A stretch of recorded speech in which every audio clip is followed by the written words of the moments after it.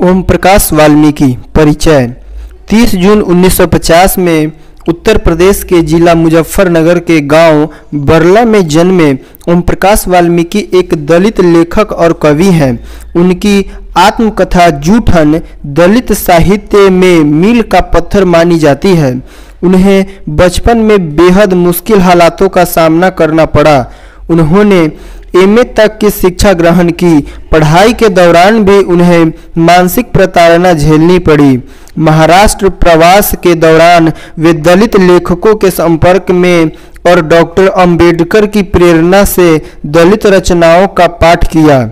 उनका मानना है कि दलित ही दलित की पीड़ा को बेहतर ढंग से समझ सकता है और वही उस अनुभव की प्रामाणिक अभिव्यक्ति कर सकता है। उन्होंने सृजनात्मक लेखन के साथ साथ आलोचनात्मक लेखन भी किया था। अपने लेखन में जातीय अपमान और उत्पीड़न का जीवंत वर्णन किया है। देहरादून स्थित ऑर्डिनेंस फैक्ट्री में एक अधिकारी के पद से पदमुक्त होकर देहरादून में ही बस गए, जहां 17 नवंबर 2013 को इनका देहावसान हो गया।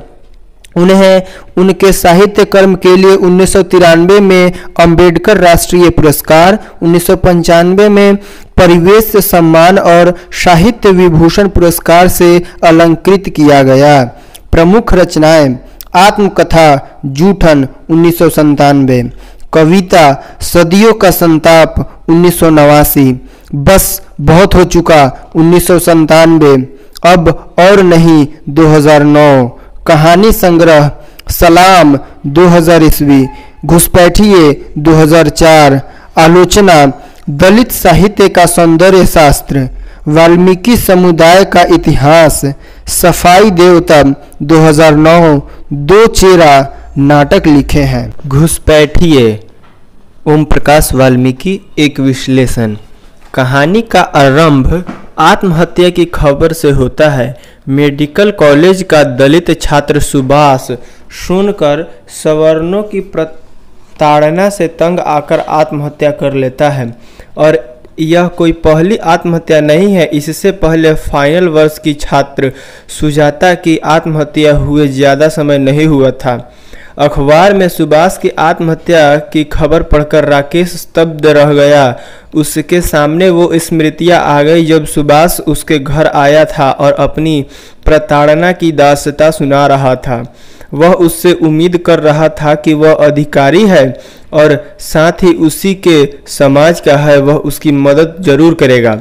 सुभाष सुनकर राकेश को बताता है कि कैसे बस में प्रणव मिश्रा ने उसे जलील किया था, कैसे स्वर्ण उन्हें कोटे से आने के कारण किसी न किसी तरह जहालत महसूस करवाते हैं।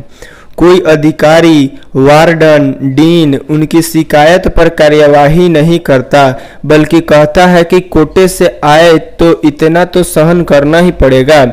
कैसे उस दिन प्रणव मिश्रा ने भरी बस में सुभाष के मुंह पर तमाचे जड़े थे और जब सुभाष पुलिस में रपट लिखवाने गया तो पुलिस ने आपस का मामला कहकर पल्ला झाड़ लिया था। कैसे दलित होने की वजह से उन्हें अंक कम दिए जाते हैं। उनके साथ कोई खाना नहीं खाता। कमरा मिल जाने के बाद भी उसे एक कमरे के कोने में ठूंस दिया जाता है। दलित लड़कियों के साथ भी यही व्यवहार होता है। उनके प्रवेश परीक्षा के अंक पूछकर उन्हें सबके सामने प्रताड़ित किया जाता है, जिसकी कहीं कोई सुनवाई नहीं है।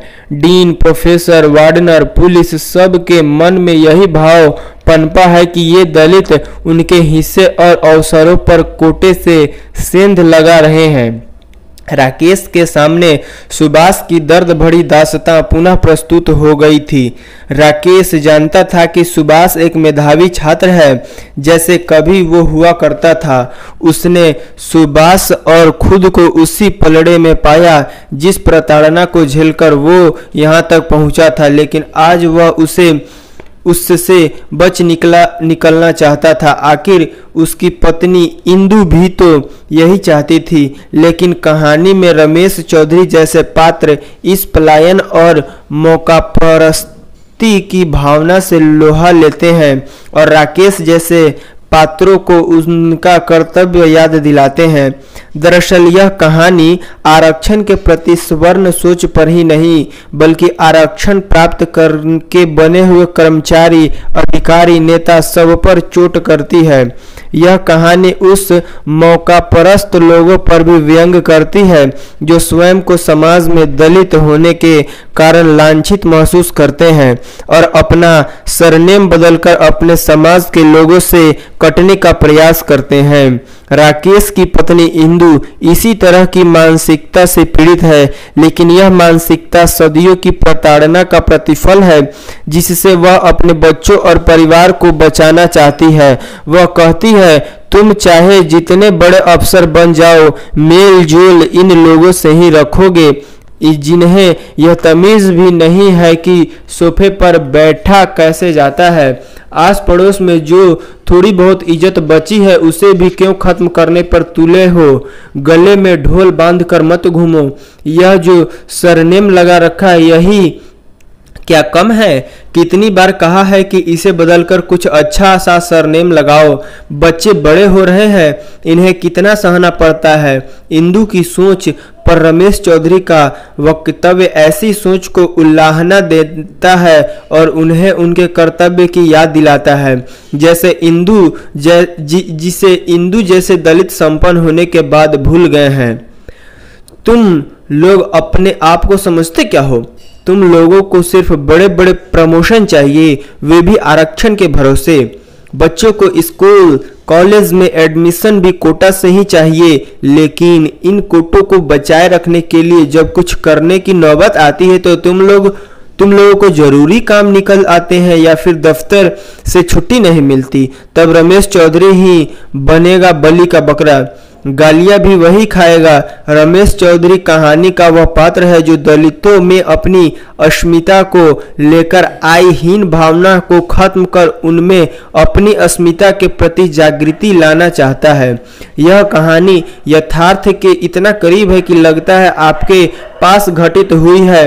आपके आसपास ऐसे अनेक स्वर्णों में भी और दलितों में भी मिल जाएंगे जो स्वर्ण होने के कारण यह मानते हैं कि दलित ने उनकी नौकरियों, शिक्षा आदि के अवसरों और हिस्सों में सेंध लगाई है, इसलिए इन्हें रोकना होगा, वरना यह दलित हमारे बच्चे के हकों को खा जाएंगे। उनके द्वारा दलितों को प्रताड़ित करना उन्हें रोकने का ही कार्य है। दूसरी ओर वो दलित भी हैं जो अब अधिकारी बन गए हैं, संपन्न हो गए हैं। वो स्वयं को दलित ना तो बताना चाहते हैं न ही जताना।